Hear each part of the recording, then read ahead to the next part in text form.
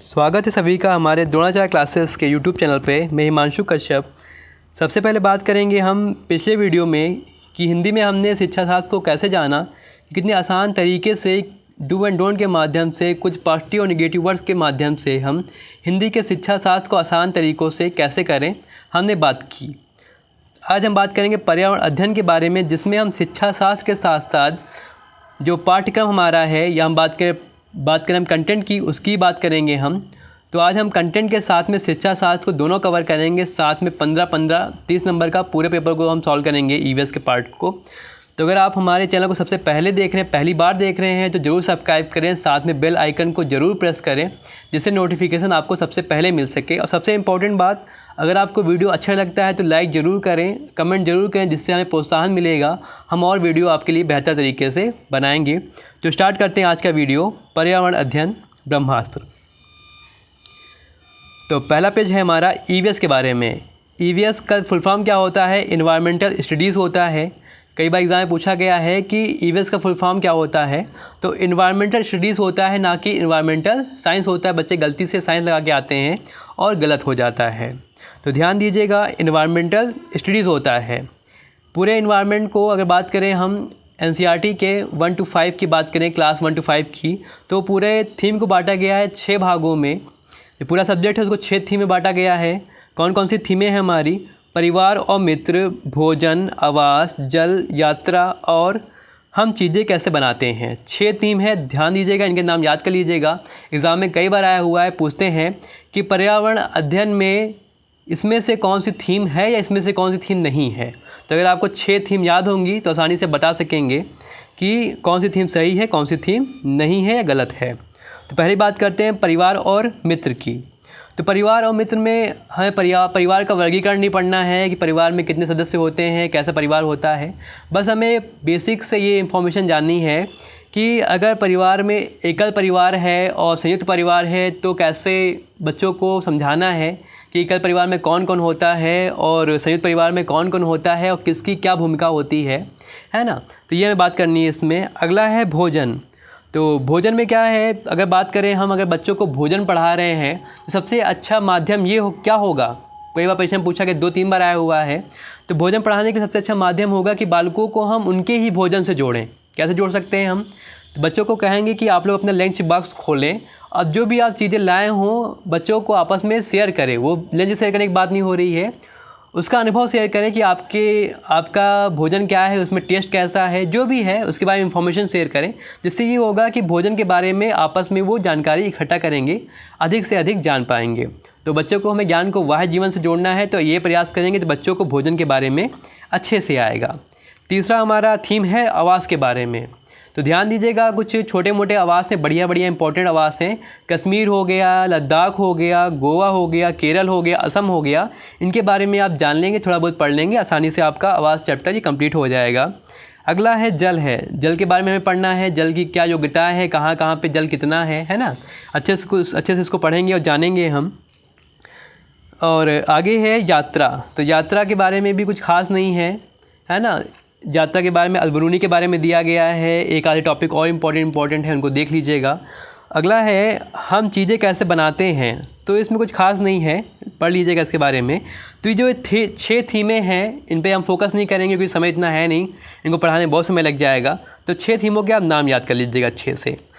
इसमें पहली थीम है परिवार और मित्र। परिवार और मित्र को आगे चलकर 4 उपविषय में 4 सब थीम में बांटा गया है। इसके बारे में बात करते हैं हम। तो कौन सी है? 4 सब थीम है। परिवार और मित्र को बांटा गया है 4 सब थीम में। पहला है रिश्ते, दूसरा है कार्य और खेल, तीसरा है पशु और पौधे। कार्य और खेल के बारे में कुछ खास नहीं आता है, कर्णम मल्लेश्वरी के बारे में पूछ लेते हैं कभी कभी, है ना। तो इन चीज़ों को अच्छे से जान लेंगे, एनसीईआरटी में काफ़ी दिया गया है। और आगे है पशु और पौधे। तो पशु में कुछ पशु ऐसे हैं, स्लॉथ है, और भी पशु काफ़ी इंपॉर्टेंट हैं, उनको आप अच्छे से पढ़िएगा। पशु में पक्षी भी आते हैं, पक्षियों को भी ध्यान दीजिएगा, चाहे उल्लू हो चाहे मैना हो, है ना। आगे पौधे, चाहे नेपिन्थीस हो, काफ़ी इंपॉर्टेंट पौधे हैं, एनसीईआरटी में दिए गए, अच्छे से पढ़िएगा इसको। तो प्रश्न ये बनता है कभी कभी कि पशु और पौधों को परिवार और मित्र में रखने का क्या बेनिफिट है। मतलब एनसीईआरटी ने, या हम बात करें एनसीएफ ने, जब बात करें सीबीएसई ने, क्यों परिवार और मित्र को परिवार और मूत्र के चैप्टर के अंदर थीम के अंतर्गत पशु और पौधों को रखा गया है। तो इससे बेनिफिट ये मिलेगा कि जो बच्चा है जैसे परिवार को ट्रीट करता है वैसे ही पशु और पौधों को भी ट्रीट करेगा कि वो भी हमारी फैमिली ही है, उनके साथ सहानुभूतिपूर्ण व्यवहार करेगा, है ना। तो अगर हम बात करें पेड़ पौधों को पढ़ाना इम्पॉर्टेंट इसलिए है क्योंकि बच्चा क्या है उससे जुड़ेगा और विज्ञान के प्रति उसका दृष्टिकोण जानेगा कि कैसे इसका क्या महत्व है। तो ये बात हुई थीम की और सब थीम की। आगे बढ़ते हैं हम। अगला है पर्यावरण संरक्षण। तो कभी कभी प्रश्न आता है कि ईंधन के संरक्षण के लिए सबसे अच्छा माध्यम क्या होगा। तो ये प्रश्न एग्ज़ाम में आया हो, ध्यान दीजिएगा।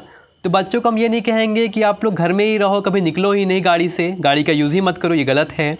ये भी नहीं कहेंगे कि आप व्यक्तिगत साधनों का प्रयोग मत करो। हम ये भी नहीं कहेंगे कि व्यक्तिगत साधनों की आप नियमित जांच कराएं। इम्पॉर्टेंट क्या है कि सार्वजनिक यातायात का प्रयोग करें।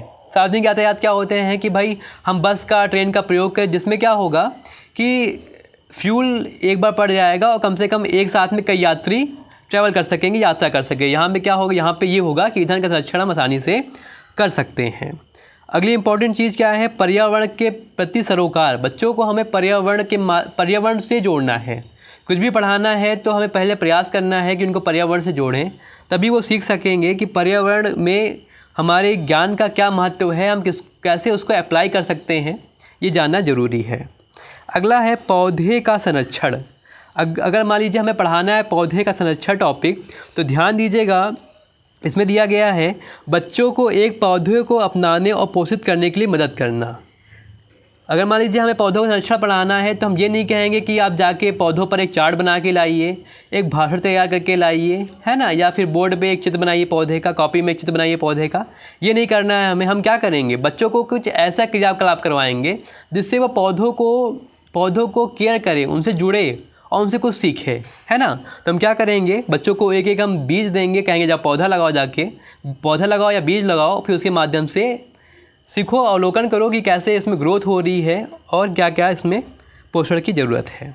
अगला है पेड़ और पौधे। दिया गया है विद्यार्थियों को विज्ञान के दृष्टिकोण से पौधे और पशुओं को समझाने में समझ बनाना। तो ये इंपॉर्टेंट चीज़ है कि पेड़ और पौधों क्या पढ़ाने का महत्व क्या है। तो महत्व ये है कि विद्यार्थियों को विज्ञान की दृष्टिकोण से पौधे और पशुओं को समझाने में सक्षम बनाना, कि वो समझ सके विज्ञान की दृष्टि से पेड़ पौधों का क्या महत्व है, जंतुओं का क्या महत्व। तो ये बात हुई पर्यावरण संरक्षण के बारे में।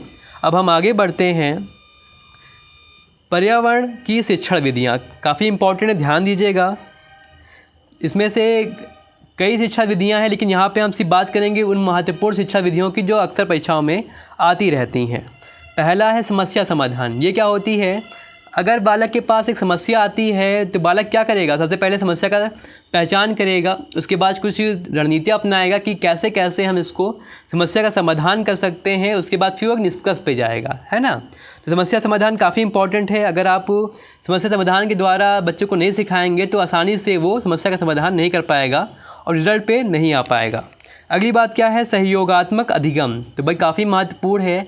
अगर बालक सहयोग से सीखता है, अपने मित्रों के साथ में सीखता है या अध्यापक के साथ में सीखता है तो वो अच्छे से सीख सकेगा, है ना। तो काफ़ी इंपॉर्टेंट है सहयोगात्मक अधिगम, कई बार एग्ज़ाम में आया हुआ है, आप ध्यान दीजिएगा। अगला है निर्देशित खोज। तो बच्चों से कहेंगे हम कि जितना बच्चा खोज करेगा उतना अधिक वो सीख सकेगा। अगला है मूर्त से अमूर्त। तो भाई ध्यान दीजिएगा, मूर्त से अमूर्त क्या होता है कि जो चीज़ें प्रत्यक्ष हैं, हमारे सामने हैं, उसके माध्यम से अमूर्त चीज़ों पे जा रहे हैं जो हमारे सामने नहीं है, उसके बारे में हमें बच्चों को सिखाना है। सबसे इम्पॉर्टेंट चीज़ क्या है, सरल से कठिन की ओर सिखाना है। पहले हम सरल चीज़ें सिखाएंगे, उसके बाद फिर हम कठिन सी चीज़ें सिखाएंगे। अगला है स्थानीय से वैश्विक।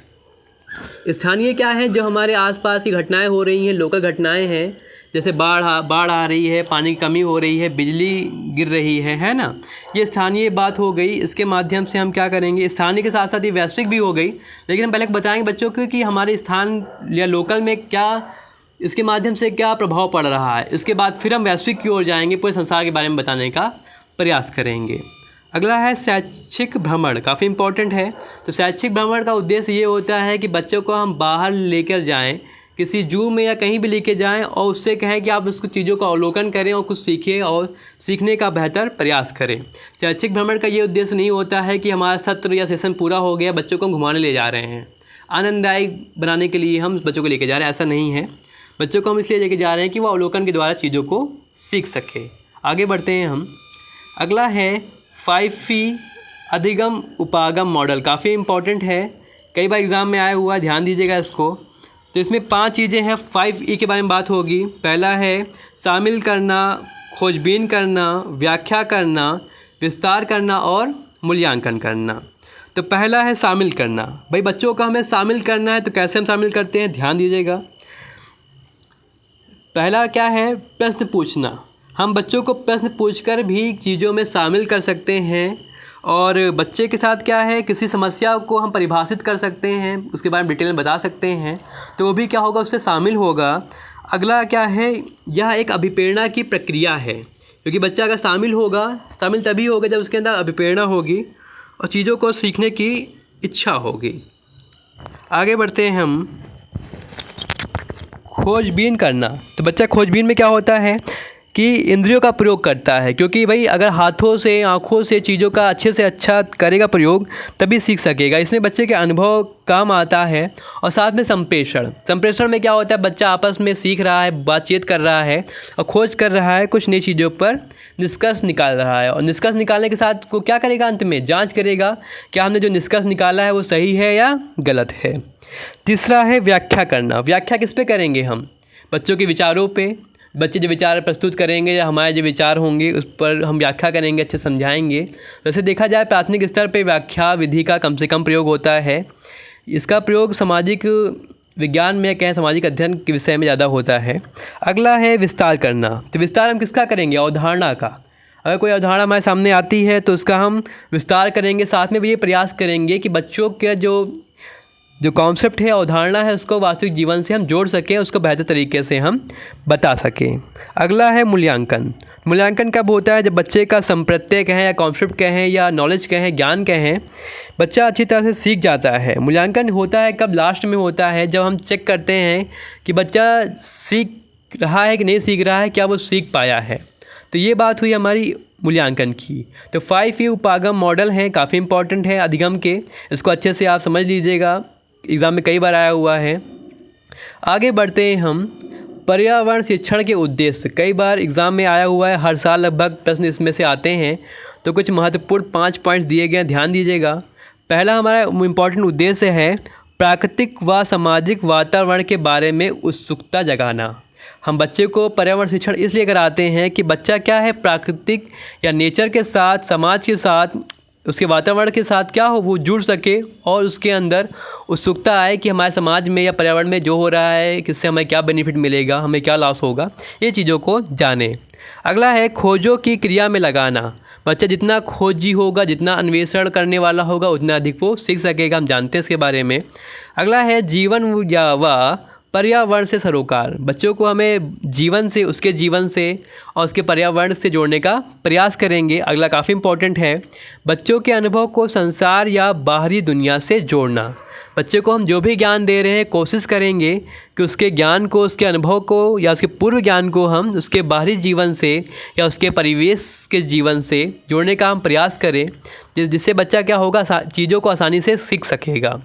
अगला है बच्चों को प्रश्न पूछने के लिए अभिप्रेरित करना, है ना। बच्चे को जितना अभिप्रेरित करेंगे, बच्चा उतने अधिक अच्छे तरीके से प्रश्न को पूछेगा और सीखने का प्रयास करेगा। अगर उसको हम डांट देंगे तो ना वो प्रश्न पूछ पाएगा, ना वो सीख पाएगा। तो सब शिक्षण का उद्देश्य क्या होना चाहिए कि बच्चा प्रश्न अधिक से अधिक पूछे। अगर मान लीजिए आप पढ़ा रहे हैं और बच्चा प्रश्न नहीं पूछ रहा है, तो इसका आशय ये है कि आपकी जो शिक्षण विधियाँ हैं या शिक्षण तरीके हैं वो सही नहीं हैं, है ना। आप उनको बदलिए। आगे बढ़ते हैं हम। NCF के बारे में बात करते हैं। NCF 2005 कई बार एग्ज़ाम में आया हुआ, ध्यान दीजिएगा। 4 पॉइंट्स दिए गए हैं। पहला है कक्षा कक्ष अधिगम को, कच्चे लिखा हुआ गलत हो गया यहाँ पे, ध्यान दीजिएगा, कक्षा कक्ष होगा। कक्षा कक्ष अधिगम को विद्यालय के बाहर के जीवन से जोड़ना। भाई ध्यान दीजिएगा, बच्चों को हम जो भी ज्ञान देंगे उसके बाहर जीवन से जोड़ने का प्रयास करेंगे। अगला है विषय अनुसार उपागम। जो भी विषय पढ़ाएंगे उसके अनुसार ही तकनीकों का प्रयोग करेंगे, है ना। बाकी तकनीकों का प्रयोग नहीं करेंगे, उसके अनुसार ही, रेफरेंस के अकॉर्डिंग, है ना। अगला है बच्चों के अनुभवों और संदर्भों से जोड़ना। जो भी हम ज्ञान बच्चों को सिखा रहे हैं तो कोशिश करेंगे कि जो भी कुछ सीख रहा है अपने अनुभवों के साथ में, जो भी संदर्भ है उसके साथ में सीखे, उसको जोड़ने का प्रयास करें, तभी वो सीखेगा। अगला है हस्तपरक क्रियाकलाप। अब बात करेंगे 1975 के बारे में। एनसीएफ 1975 एग्ज़ाम में आया हुआ है ये। तो इसका उद्देश्य क्या है? प्राथमिक स्तर पर एक एकीकृत पाठचर्या क्षेत्र के साथ में पढ़ाए जाने के लिए पर्यावरण अध्ययन की सिफारिश की गई। तो सबसे पहले 1975 में एनसीएफ ने कहा कि हमारा जो ईवीएस है उसको एकीकृत रूप में पढ़ाना है। सबसे पहले सिफारिश 1975 में की गई है, ना 2005 में। आगे बढ़ते हैं हम।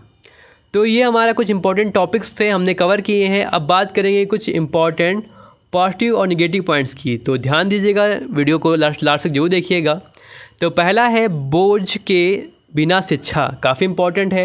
एनसीएफ कहता है हमें बच्चों को बोझ के बिना शिक्षा देनी है। तो बोझ का असर ये नहीं है कि बच्चा का जो बैग का बोझ है उसको कम करना है, ऐसा नहीं है। हमें क्या कम करना है? अबोझ का भार कम करना। वो चीज़ें जो बच्चा समझ नहीं पा रहा है उनको हमें कम से कम बताना है ना। अबोझ का भार कम करना है। अगला है खोजने की क्रिया। अगर बात होती है खोजने की क्रिया की तो वह विकल्प क्या होगा? सही होगा। अगर व्यवहारिक क्रियाओं की बात होगी तो भी विकल्प सही होगा। व्यवहारिक क्रिया क्या है? जो भी बच्चा सीख रहा है उसको व्यवहार में लाए और उसको प्रैक्टिकली करे तो बच्चा सीखेगा। संज्ञानात्मक चिंतन क्या है? बच्चा कोई भी चीज़ को सीख रहा है तो उसका जो चिंतन होना चाहिए संज्ञानात्मक होना चाहिए। अगला है अनुभव को वास्तविक और बाहरी दुनिया से जोड़ना। कई बार आपने पढ़ा होगा, तो ध्यान दीजिएगा, बच्चे को जो भी सिखाएंगे हम उसके अनुभव को हम क्या करेंगे? वास्तविक और बाहरी दुनिया से जोड़ेंगे। आगे बढ़ते हैं हम। अगला है चिंतन और आलोचनात्मक कौशल। भाई काफ़ी इंपॉर्टेंट है। बच्चा अगर आलोचना नहीं करता है, बच्चा सिर्फ सीखे जा रहा है, कुछ बोल नहीं रहा है, बता नहीं रहा है कि आपने सही बताया है या हमने सही सीखा है, तो मतलब क्या है? वो सीख नहीं रहा है वहाँ पे, है ना। तो बच्चे के अंदर आलोचनात्मक चिंतन आता है, तर्क वितर्क करता है, तो हमारे लिए ये बेहतर होगा। अगला है ज्ञान का साथ संबंध और स्थानांतरण। अगर बच्चे का पूर्व का ज्ञान उसके नए ज्ञान पे स्थानांतरित नहीं हो रहा है, साथ संबंध स्थापित नहीं कर पा रहा है, तो उसका जो ज्ञान अभी नवीन ज्ञान है वो कोई मतलब नहीं रहेगा। वो पुराने ज्ञान को भी भूल जाएगा और नए ज्ञान के साथ उसको जोड़ने का प्रयास भी नहीं कर पाएगा। तो हम कोशिश करेंगे बच्चे के जो भी ज्ञान है उसके साथ में उसको साथ संबंध स्थापित करें और साथ में स्थानांतरण भी करें। अगला है बच्चों के दृष्टिकोण को स्वीकार करना। सबसे इम्पोर्टेंट बात क्या है? हमें बच्चों के दृष्टिकोण को स्वीकार करना है। कभी भी ये नहीं कहना है कि आप गलत हैं, आप बैठ जाइए। हम क्या कहेंगे कि आप बेहतर तरीके से बता रहे हैं और अच्छा प्रयास करें, आप बेहतर बता पाएंगे। अगला है गहन जांच परख और कल्पना परख होगा यहाँ पे। परख प्रश्न पूछने के लिए अभिप्रेरित करना। बच्चा अगर जांच परख और कल्पना परख प्रश्न पूछेगा तभी वो अच्छे से पढ़ाई कर पाएगा। तो कोशिश करेंगे हम उसको अभिप्रेरित करें कि वो ऐसे प्रश्न लेके आए जिसमें गहन ज्ञान हो, है ना, गहन जांच हो और वो कल्पना से परे हो, कल्पना भी शामिल हो, उसमें परे ना हो, शामिल हो। आगे है निकटतम परिवेश से परिचित कराना। वही बात होगी दैनिक जीवन के साथ में परिचित कराना या उसके आसपास के जो परिवेश है उससे परिचित कराना। आगे बढ़ते हैं हम। अगला है कुछ और इम्पोर्टेंट पॉइंट्स दिए गए हैं यहाँ पर पॉजिटिव वाले। सीखने के लिए संदर्भगत वातावरण। वही बात हो गई, बच्चे को जो भी हम ज्ञान दे रहे हैं संदर्भ से जोड़ने का प्रयास करेंगे। अगला है सामाजिक सांस्कृतिक पर्यावरण से जोड़ना। बच्चे को हम उसके सामाजिक और सांस्कृतिक पर्यावरण से जोड़ने का प्रयास करेंगे। अगला काफ़ी इम्पोर्टेंट है अवलोकन। बच्चा जितना अधिक अवलोकन करेगा उतना अधिक वो अच्छे तरीके से सीखेगा। तो अवलोकन को काफ़ी बल दिया गया है पर्यावरण में, ध्यान दीजिएगा। मापन है, भविष्य कथन है और वर्गीकरण कौशल का विकास करना। इन सब कौशलों का हमें अच्छे से विकास करना है। ये सारे हमारे पॉजिटिव पॉइंट के अंतर्गत आते हैं। अगर आपको विकल्प में ये मिलते हैं तो विकल्प हमारा संभवतः सही होगा। अगला है विद्यार्थियों का सामाजिक सांस्कृतिक प्रोफाइल विवरण तैयार करना। कब तैयार करेंगे हम? मान लीजिए हम किसी एक विद्यालय में हमें नियुक्ति मिलती है कि हमें पर्यावरण अध्ययन पढ़ाना है, तो सबसे पहला हमारा प्रयास यही होगा कि बच्चे के हम सामाजिक और सांस्कृतिक प्रोफाइल का विवरण तैयार करें, उसके बाद ही उनको हम शिक्षण दें। अगला है तर्कणा शक्ति, सृजनात्मकता या सृजनात्मक चिंतन और उत्सुकता का विकास करना। अगला है सक्रिय अधिगम अनुभव। बच्चा जितना सक्रिय होगा उतना वो सीख सकेगा। आगे बढ़ते हैं, कुछ और इम्पोर्टेंट पॉइंट्स हैं। अवलोकन और परस्पर क्रिया, हमने बताया हुआ पहले ही, अवलोकन पर हम अधिक से अधिक ध्यान देंगे। परस्पर क्रिया, आपस में वो क्रिया करेगा और सीखेगा। अगला है आकलन। भाई बहुत इम्पॉर्टेंट है। प्राथमिक शिक्षण में अगर बात करें हम तो चाहे वो हिंदी हो, चाहे अंग्रेजी हो, चाहे गणित हो, चाहे पर्यावरण हो, चाहे बाल विकास हो, सबसे अच्छा तरीका क्या है? पोर्टफोलियो है, जिसके माध्यम से हम आकलन कर सकते हैं कि बच्चा क्या सीख रहा है और कितना सीख पाया है। अगला है गृह कार्य। गृह कार्य का उद्देश्य ये होता है कि हम बच्चे को ज्ञान का विस्तार करें, है ना। इसमें ऐसी चुनौतियाँ हों, ऐसे उत्तेजना हो कि बच्चा क्या है, चीज़ों को अच्छे से सीखे, उसके ज्ञान में विस्तार हो। दिया भी गया है यहाँ पे, विस्तारित अधिगम के लिए चुनौतियाँ और उत्तेजना, है ना, कि जो भी उसका अधिगम है उसका विस्तार हो और उसको चुनौतियाँ मिले। अगर होमवर्क में चुनौतियाँ नहीं होंगी तो क्या होगा, वो इजीली होमवर्क कर लेगा और बच्चा कुछ सीख नहीं पाएगा। तो ऐसे हम कठिन कठिन कार्य बताएंगे कि बच्चा उनको सीखे और चुनौतियाँ फील करे, है ना। कभी ये ना हो कि बच्चा किसी और से पूछ के वो प्रश्न कर रहा हो। ठीक है, आगे बात करते हैं दत्त कार्य, असाइनमेंट। तो असाइनमेंट का मुख्य उद्देश्य यही होता है कि अधिगम विस्तार के लिए बच्चा जो सीख रहा है उसी टॉपिक पे वो अच्छे से डिस्क्राइब करे और अच्छे से उस पर व्याख्या दे। ये क्या होता है, अधिगम विस्तार के लिए काफ़ी महत्वपूर्ण होता है। अगला है आकलन। पूछा जाता है प्राथमिक स्तर पे आकलन करने का उद्देश्य क्या होता है। तो उद्देश्य क्या होता है, विद्यार्थियों या शिक्षार्थियों के अधिगम रिक्तियों की पहचान करना। व्यक्तियों लिखा हुआ है यहाँ पे, रिक्तियाँ हो, सही कर लीजिएगा इसको। तो शिक्षार्थियों के अधिगम की रिक्तियों की पहचान करना कि बच्चों के अंदर क्या कमियां रह गई हैं, है ना, और क्या वो सीख पाया है, इनके बारे में हम जानेंगे। आगे बढ़ते हैं हम, कुछ इम्पॉर्टेंट पॉजिटिव पॉइंट्स हैं। पहला क्या है, अभ्यास। काफ़ी इम्पॉर्टेंट है, ध्यान दीजिएगा। जो भी अभ्यास हमें कराने हैं तो प्रकरण के अंतर्निर्मित होने चाहिए। जो भी चैप्टर्स हम पढ़ा रहे हैं उसके बीच बीच में अभ्यास होने चाहिए।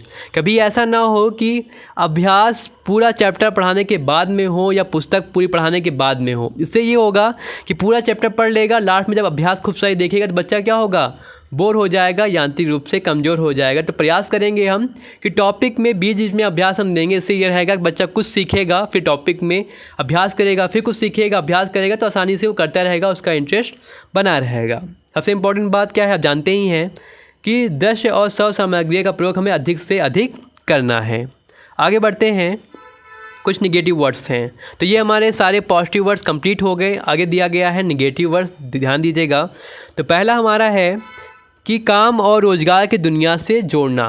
तो बच्चों को हम सिखाते इसलिए नहीं है कि बच्चा काम और रोज़गार की दुनिया से जुड़े, हम इसलिए सिखाते हैं कि बच्चा ज्ञान को हासिल कर सके और उसको अच्छे से अभिव्यक्त कर सके और उसके अंदर आत्मविश्वास आए, है ना। आगे बात करते हैं तकनीकी शब्दावली व परिभाषा पर बोझ। भाई बच्चों को कभी भी तकनीकी शब्दावली और परिभाषा पर बल नहीं देना है, जोर नहीं देना है, ध्यान दीजिएगा। अगला है व्याख्यान के द्वारा स्पष्ट करना। तो हमने पहले ही कहा हुआ है कि प्राथमिक स्तर पर बच्चा इतना चिंतन नहीं कर सकता है कि वो आपके व्याख्यानों को समझ सके। अगला है विशेषता किसी एक पक्ष पर ध्यान नहीं देना, काफ़ी इम्पॉर्टेंट है। कभी भी हम ये नहीं करेंगे कि बच्चा एक ही टॉपिक पे या एक ही चीज़ पे ध्यान दे। अगर विशेषता करके कोई भी विकल्प आता है तो वह विकल्प क्या होगा, गलत होगा। ध्यान दीजिएगा, विशेषता जो होता है नेगेटिव वर्ड में आता है। अगला है अभिभावकों के विचारों को स्वीकार करना। भाई हमें बालकों के विचारों को स्वीकार करना है, अभिभावकों के विचारों को नहीं स्वीकार करना है ना। तो अभिभावकों से हमें कोई मतलब नहीं है, मतलब किससे है, बच्चों से है। आगे बढ़ते हैं हम। अगला है मूल संकल्पनाओं की गहन समझ विकसित करना। भाई मूल संकल्पना की गहन समझ विकसित करना, तो गहन समझ गलत है। हाँ, समझ विकसित करना है तो सही है, लेकिन गहन समझ विकसित करना क्या होगा, गलत होगा। आगे बढ़ते हैं हम। अगले स्तर के अध्ययन के लिए विद्यार्थियों को तैयार करना, ये गलत है।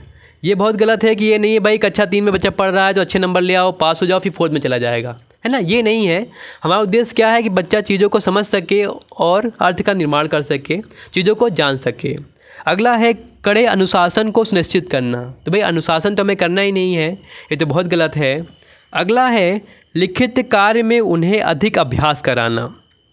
तो भाई चाहे लिखित कार्य में हो, चाहे बोलने में हो, चाहे पढ़ने में हो, हमें अधिक अभ्यास कराना ही नहीं है। अगला है इकाई परीक्षणों का आयोजन कराना। भाई हमें इकाई परीक्षण नहीं करवाना है, वरना बार परीक्षा करेंगे तो बच्चा क्या हो जाएगा, परेशान हो जाएगा और वो बोर हो जाएगा। अगले कुछ और निगेटिव वर्ड से ध्यान दीजिएगा। चार्ट बनवाना, हमें किसी भी टॉपिक बच्चों से चार्ट नहीं बनवाना है, समय ख़राब होगा। अगला है पाठ्य पुस्तकों को श्रेष्ठ बताना। हमें कभी भी पाठ्य पुस्तक को या पाठ्य पुस्तकीय ज्ञान को श्रेष्ठ नहीं बताना है। अमूर्त से मूर्त कुछ होता ही नहीं है, ये गलत दिया है, तो क्या होगा, मूर्त से अमूर्त। तो अगर अमूर्त से मूर्त आता है तो वो क्या होगा, निगेटिव वर्ड होगा, वो गलत होगा। और बाकी जो नीचे वर्ड दिए गए इनके बारे में हमने पिछले वीडियो में बात कही, ध्यान दीजिएगा। परीक्षा, प्रतियोगिता, व्याख्या, पुरस्कार, स्मरण, याद, कंठस्थ करना, उपेक्षा या अपेक्षा, अंक, ग्रेडिंग, रैंकिंग, मात्र, केवल, ही, बजाय, सिवाय, तुलना, पक्षपात, दिखावा, दंड, डांटना, शिकायत, अनुशासन, लिंग भेद करना, नियंत्रित करना, एकाधिकार, पुस्तक केंद्रित और शिक्षक केंद्रित, अभिसारी चिंतन और बंद अंत वाले प्रश्न। तो ध्यान दीजिएगा, अगर इसमें से कोई भी वर्ड आपके ऑप्शन में आता है तो संभवतः वो विकल्प क्या होगा, गलत होगा। तो ये आज का वीडियो था।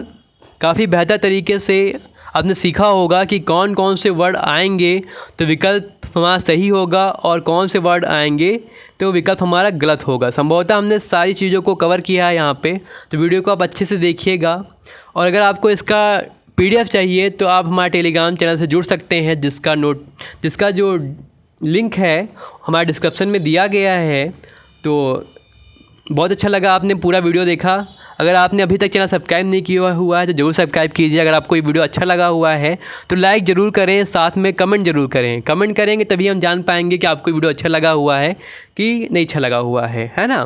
दूसरी बात, अगर आपको बहुत अच्छा लगा हुआ है तो दोस्तों को ज़रूर शेयर करें, क्योंकि जितना आप शेयर करेंगे उतना लोग इससे जुड़ सकेंगे और सब फ़ायदा उठा सकेंगे। और सबसे इम्पॉर्टेंट बात क्या है, अगर आप हमारे नोट्स को परचेज़ करना चाहते हैं, हमसे लेना चाहते हैं तो ज़रूर लें, क्योंकि हमने इस पर बहुत मेहनत की हुई है। 3 साल देखा जाए तो 3 बार का हमारा अनुभव है। हमने भी CTET को 3 बार में क्रैक किया हुआ, 3 बार क्रैक किया हुआ है कंटिन्यू। चौथी बार हमारा इस बार है। तो अगर आप हमारे नोट्स को लेते हैं तो आप बेहतर तरीके से और अच्छा कर पाएंगे, क्योंकि आप जानते हैं कि मान लीजिए आपने सीखा होगा, आप 100 नंबर का सीख गए हैं, लेकिन एक छोटा सा ZPD चाहिए आपको। ZPD जानते होंगे, समीपस्थ विकास का क्षेत्र, है ना। जिसमें क्या होता है, हम किसी सहयोग के माध्यम से कुछ अलग और कुछ एक्स्ट्रा सीखते हैं, है ना। तो 100 नंबर का आप सीख पाए हैं, अगर 20 नंबर का हमसे सीख जाते हैं तो बहुत अच्छी बात है, आपको ZPD मिल जाएगा। तो अगर आपको नोट्स चाहिए तो हमारे व्हाट्सएप नंबर पर कॉल कर सकते हैं, मैसेज कर सकते हैं। आज के लिए इतना ही, धन्यवाद। मिलेंगे अगले वीडियो में कुछ और बेहतर तकनीकी के साथ, कुछ और बेहतर डू एंड डोंट के साथ। आज के लिए इतना ही, धन्यवाद।